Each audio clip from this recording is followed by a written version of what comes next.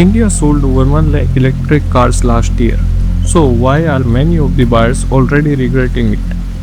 Sleek lines, 0 to 100 in under 5 seconds, a cockpit that looks like a spaceship. But here is the uncomfortable truth. In India, the future does not arrive in a straight line. It arrives through bumper to bumper traffic in 40 degrees heat. It arrives through potholes that eat low profile tires for breakfast. And it arrives through power cuts that turn your hypercar into a very expensive paper pit.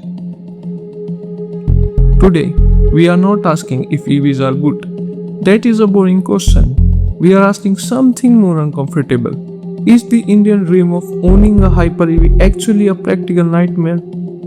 43% of Indians who considered an EV but did not buy one said charging infrastructure was the single biggest reason why.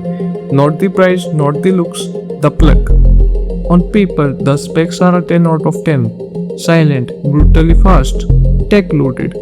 It feels futuristic until you realize your charging cable will not reach the third floor of your apartment complex. Cars like BE6 and Harrier EV are not just selling mobility, they are selling status. In India, we do not just buy cars to go from A to B, we buy them to show we have arrived. Being ahead of time is a drug, and we are completely addicted. But India is not Europe. Our infrastructure is a work in progress. Here, convenience is just often a marketing word printed on a brochure. Charging is not a lifestyle, it is a logistics puzzle. It is planning your weekend around a charger that might be occupied by a commercial fleet. Range anxiety in India is not psychological, it is mathematical. The Mahindra BE6 claims 683 kilometers on a full charge. In real-world Indian testing, it delivered 449, a gap of 234 kilometers. That is not a rounding error. The Tata EV real-world range 30% lower than what is claimed with the AC on in Indian summer. It is calculating whether your AC usage in a 2-hour traffic jam will leave you stranded 10 kilometers from home. Right now, India has one public charging station for every 235 electric vehicles.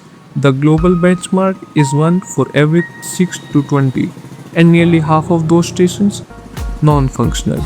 At some point in 2024, 12,000 out of 25,000 public chargers in India were simply not working, and yet sales are exploding. So, you would think sales would be collapsing? They are not. They are going the other way.